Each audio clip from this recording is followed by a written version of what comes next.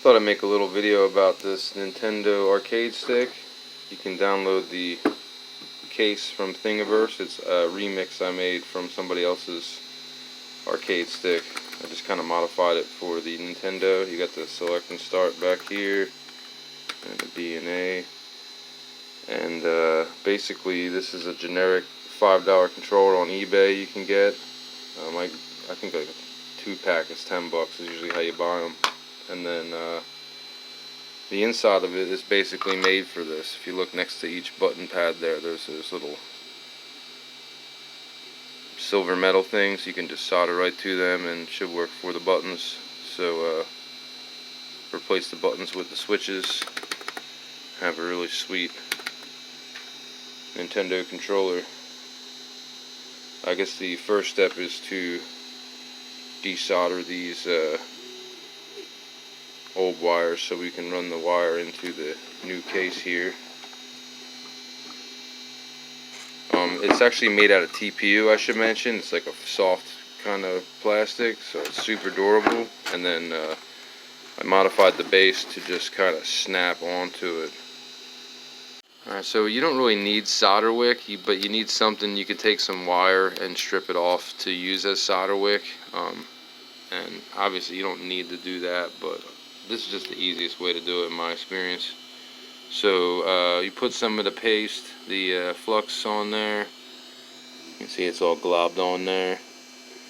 So just glob that on there, and then get your soldering iron nice and hot, and grab your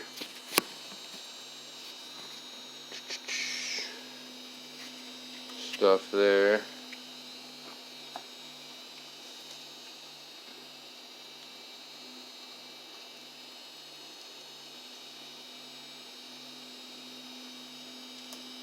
Try not to breathe the fumes too much.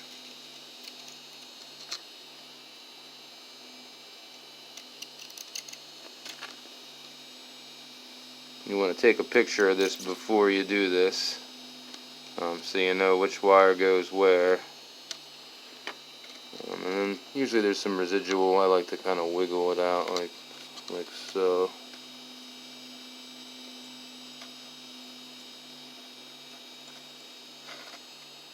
Come on. Alright. There they are. It's that easy. If you do that without flux, you're going to have a much harder time and it's going to suck.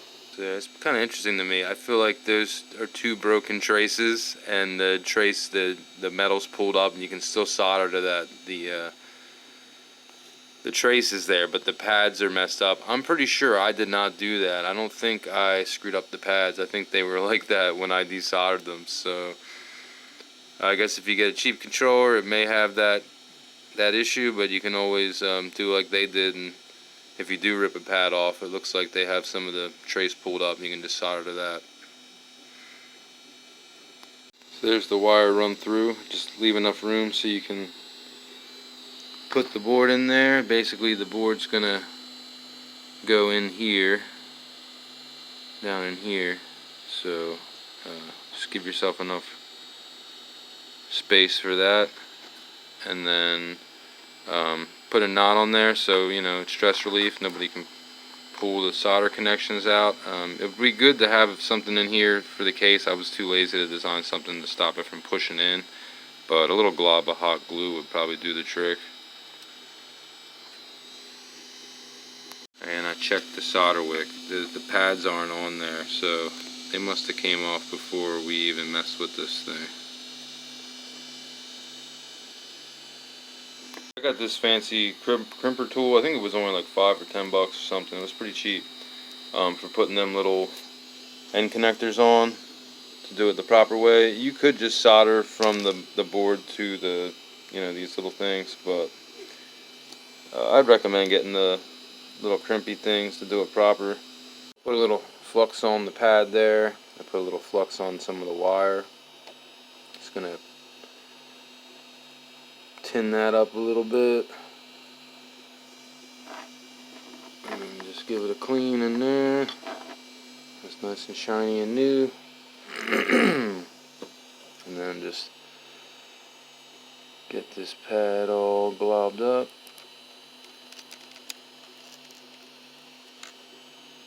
So a little glob. Yeah, that's all globbed up now. And then grab our pre-prepped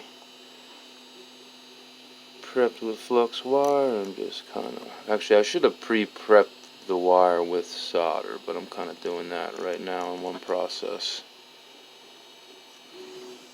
And that's a good, clean, solid, that should not break.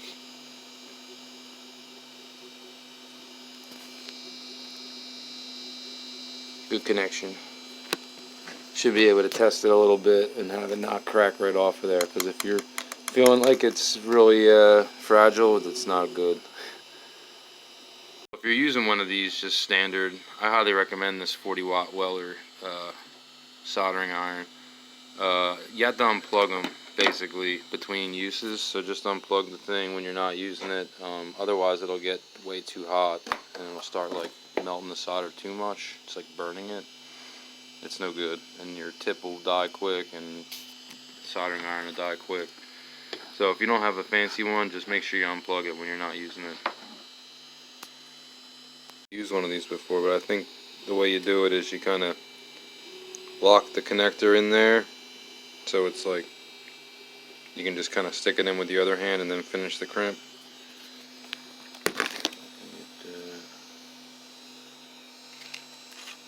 You got to get your little insulator on there ahead of time. Stick that in there and then crimp it like that.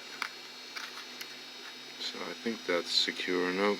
No, I don't know if I'm using too thin of a wire or what, but I might wind up soldering those. So I just went ahead and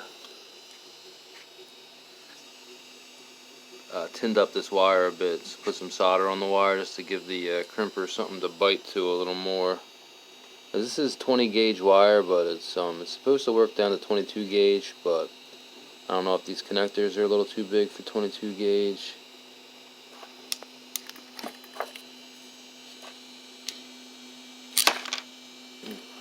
That should do it.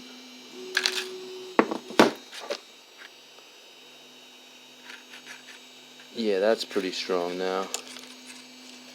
And just go ahead and slide that thing over it. Perfect. And just do that 15 more times. Yeah, and obviously you don't want to do like one at a time. I'm just kind of trying to figure out how to show this in a video. So I went ahead and globbed up all them pads. I'm just going to get all the pads globbed up with solder, and then I'll go ahead and connect all the wires. Then I'll do all the connectors. It'll be a lot easier that way. This last pad here actually gave me trouble, so I just scraped some trace off of there and we'll just make a new pad. Yeah, that should work alright. It's kind of connected on the edge there instead of where it was originally. And that's all the wires. You just gotta do all the connectors and then stick it in the box. I should mention before I forget that I ordered all these parts from a site that you might not be able to get this joystick from, but I'll put it up on the screen here.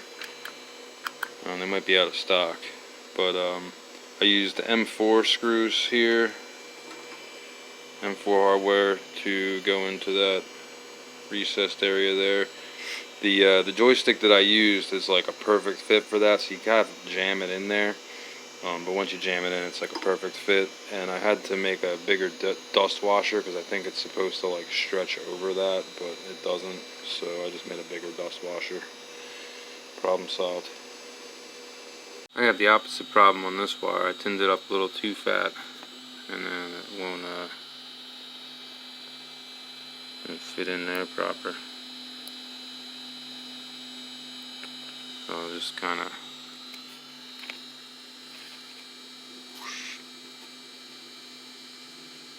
thin that out a little bit.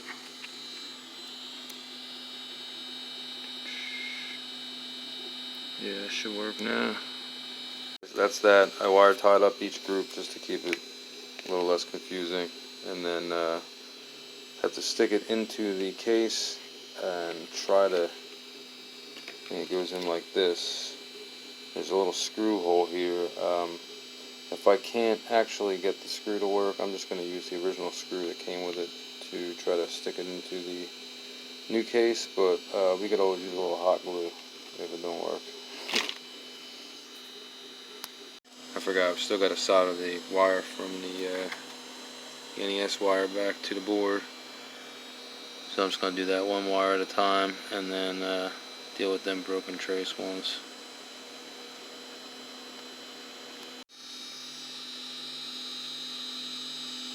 It turns out trying to use this screw to mount this is kind of janky.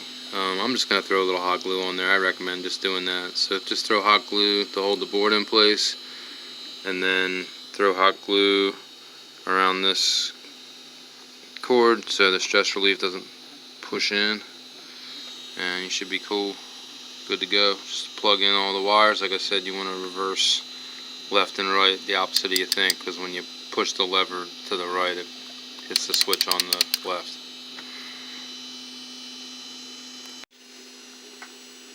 And don't forget to put the dust washer on before you put the lever in.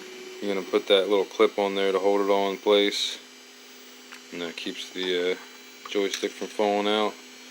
And it should look something like that when you're all done. Just all the wires.